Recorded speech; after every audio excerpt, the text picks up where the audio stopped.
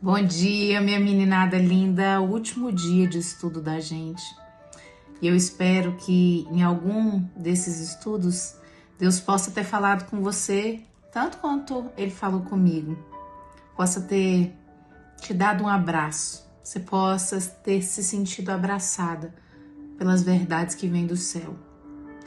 Muita gente tem procurado autoajuda e por isso que é uma geração tão ferida, sem cicatrizar as feridas, porque nós não temos capacidade de nos ajudar a nós mesmas. E você deu um passo de fé nesse estudo, você parou de procurar a autoajuda e veio procurar a ajuda que vem do alto. E essa ajuda sim dá certo. O Senhor ainda tem algumas verdades para poder te contar. Vamos falar um pouquinho sobre solidão? Muitas mulheres não conseguiriam passar e ter suportado dores que você passou e suportou. Porque quando uma pessoa tem um propósito, a Bíblia diz que Deus não deixa que ela morra até que esse propósito se cumpra. Muito provavelmente, Deus tem grandes propósitos para cumprir na sua vida. E é por isso que o medo e a solidão insistem tanto em bater na vida dessas mais de 100 mulheres, contando comigo também, que estamos nesse grupo. Vou contar para vocês uma história que está em Gênesis, no capítulo 32, no versículo 24. Jacó ficou sozinho. Deixa eu falar uma coisa para vocês. O nome Jacó significa aquele que engana, aquele que usurpa, aquele que tira dos outros o que não é seu.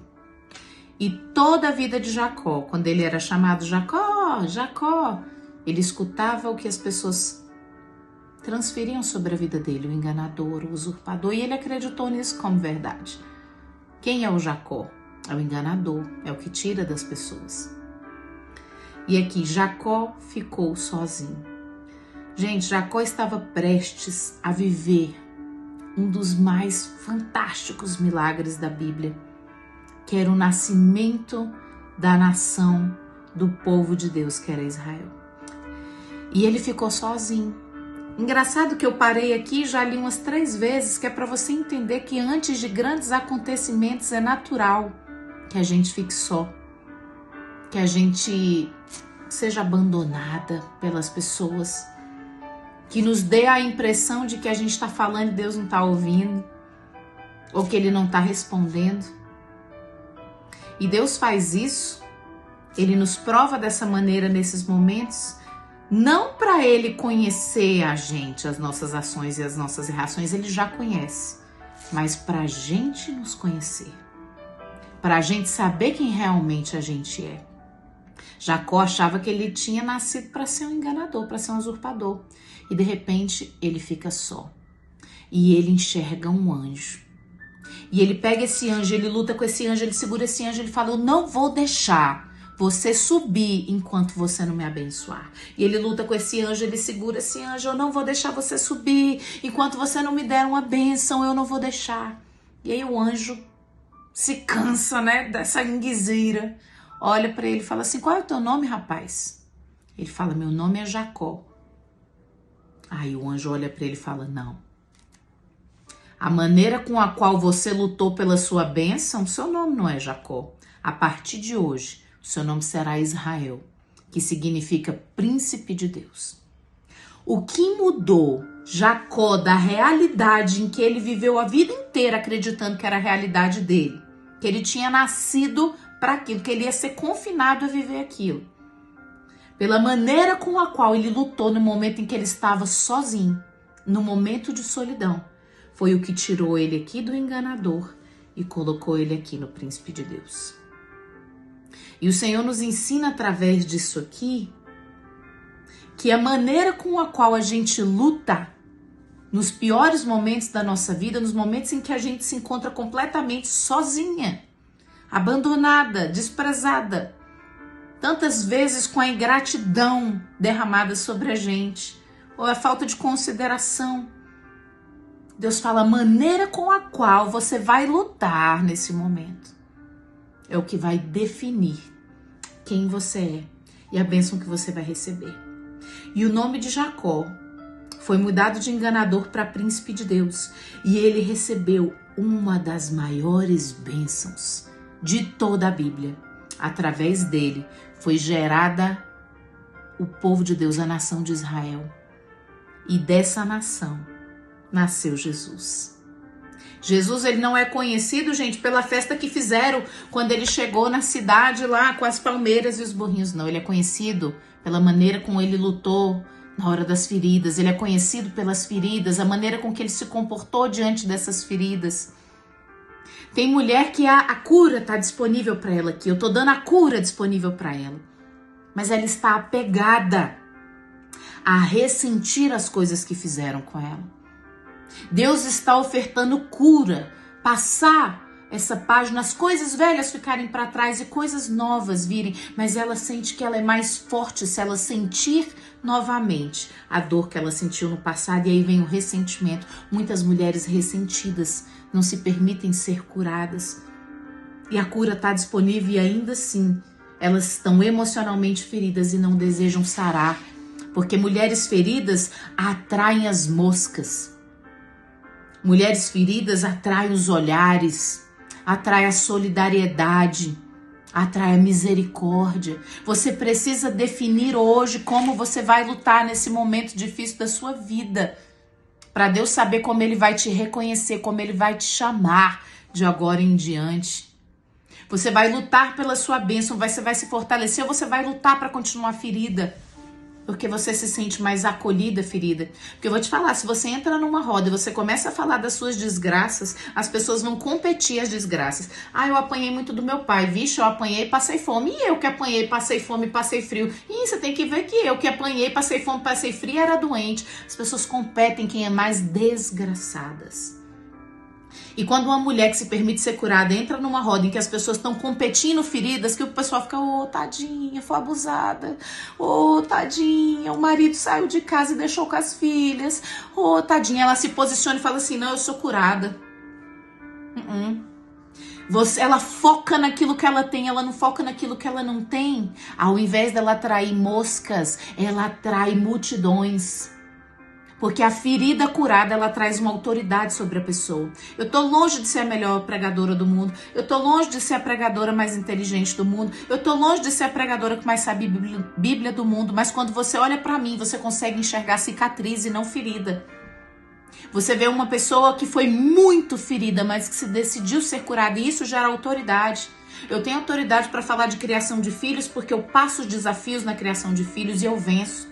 Eu tenho autoridade para falar de casamento porque tive um relacionamento extremamente abusivo e estou saindo desse relacionamento abusivo e conseguindo galgar um local de relacionamento curado. Eu tenho autoridade porque você olha e quando eu vou te falar da minha infância, você fala bem assim, ela venceu e hoje ela transfere para os filhos algo diferente que ela recebeu. Eu sou curada para falar de paternidade. Então eu quero te dizer que a sua ferida curada vai te gerar autoridade para que você possa viver um grande ministério, um grande projeto, uma grande visão. Permita que Deus te cure. Tem pessoas precisando enxergar as suas cicatrizes e terem esperança de ser curadas. Jesus está em busca de pessoas curadas, porque pessoas curadas curam e pessoas machucadas machucam. Eu quero falar um pouco sobre medo com você. Lá no Salmo 125, Davi ele estava sofrendo uma ameaça de morte de um rei. Um rei mandou matar. Porque quando a ameaça de morte vem de baixo, gente, a probabilidade de acontecer é menor. Mas quando ela vem de um alto escalão, a probabilidade de acontecer é muito grande. E ele estava cercado de soldados tentando tirar a vida dele. Cercado. O que ele sentia? Ele sentia medo. Mas o que ele acreditava? Ele acreditava no Deus que fez ele vencer um gigante com as pedrinhas. Ele acreditava no Deus que fez companhia quando ele estava sozinho cuidando de ovelhas. Ele acreditava no Deus que todos os homens esqueceram dele, inclusive o pai. Ele teve rejeição de pai, mas ele lembrou que o Deus dele não esqueceu dele. Então ele parou de declarar o que ele sentia e começou a declarar o que ele acreditava. E ele, cercado de ameaças de morte, cercado de terror, cercado de medo, ele escreve o Salmo 125 e fala bem assim: os que confiam no Senhor são como os montes de Sião, que não se pode abalar, mas permanece para sempre. Assim como os montes cercam a cidade de Jerusalém, o Senhor cerca aqueles que confiam nele eternamente. O medo, ele muitas vezes é imaginário. E quando ele não é, ele causa exatamente o mesmo prejuízo de quando ele é, que é paralisar a pessoa. O objetivo do nosso adversário com o medo de paralisar, medo de não conseguir ser uma boa mãe, medo da solidão, de não encontrar alguém, medo de passar necessidade no futuro, de não conseguir essa demanda, medo de não se sentir amada, medo de não se sentir aceita, medo de não se sentir acolhida, medo de não dar conta de realizar o sonho da sua vida, medo de fracassar em áreas que você viu pessoas da sua família fracassando, e esse medo vai paralisando você.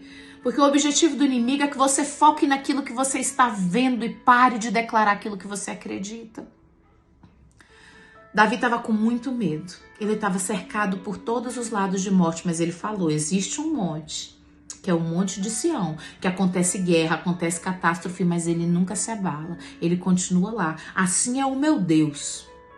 Ainda que se levante tempestades, ainda que se levantem dificuldades, o meu Deus está me cercando e nada vai poder me abalar. Eu quero te convidar, no final desse estudo, a ousar falar sobre aquilo que você acredita e não sobre o que você está vendo. Falar sobre o que você acredita que o seu Deus é capaz de fazer na sua vida. A olhar para essa circunstância tão seca, tão desértica, e falar: eu vejo água. Eu acredito que vai ter água nesse deserto. Ah, mas ninguém da sua casa foi feliz. Eu serei feliz. Mas você, um casamento todo destruído, desempregada. Sim. Isso não sou eu. Deus não fala isso de mim. Não é assim que Deus me enxerga. Ainda que as pessoas digam que eu sou Jacó, eu sou Israel. Eu quero te desafiar a partir de hoje, declarar sobre a sua vida, mulher, aquilo que você acredita que o seu Deus é capaz de fazer você viver. Eu quero que você, se sentindo sozinha, você se lembre: epa, tem solidão aqui? Peraí, eu vou tirar um pouco a minha energia da dor da solidão e vou colocar naquela palavra que diz que quando Deus deixa uma pessoa sozinha, porque Ele está perto de promovê-la para um grande propósito. Mas eu tô sentindo tanto medo. Gente, eu tô com medo, eu não tô conseguindo, tá difícil. Peraí, eu me lembrei de Davi. Ele estava cercado de morte, mas ele decidiu falar daquilo que ele acreditava e não do que ele sentia. E ele foi livre. Saul não tocou um dedo em Davi. E é sobre isso que eu quero declarar sobre a tua vida. Sobre o que você crê. Você vai viver tudo aquilo que você declarar, tudo aquilo que você crê. Isso é o que Deus diz para você nos momentos de dor e de aflição. Comece a declarar o que você acredita, não aquilo que você está vendo. Tá se sentindo só? Parabéns. Muito provavelmente você está prestes a ser promovida a viver o maior propósito de Deus na sua vida. Foi um prazer estar com vocês, minhas queridas. Eu tô deixando aqui um linkzinho do Instagram, se você puder abençoar o meu ministério e deixar um comentário como gratidão, como pagamento, para que outras mulheres possam ver que algo impactou você nesse estudo e possam se interessar em escutar essa palavra nos próximos. E eu espero você nos próximos também. Deus te abençoe.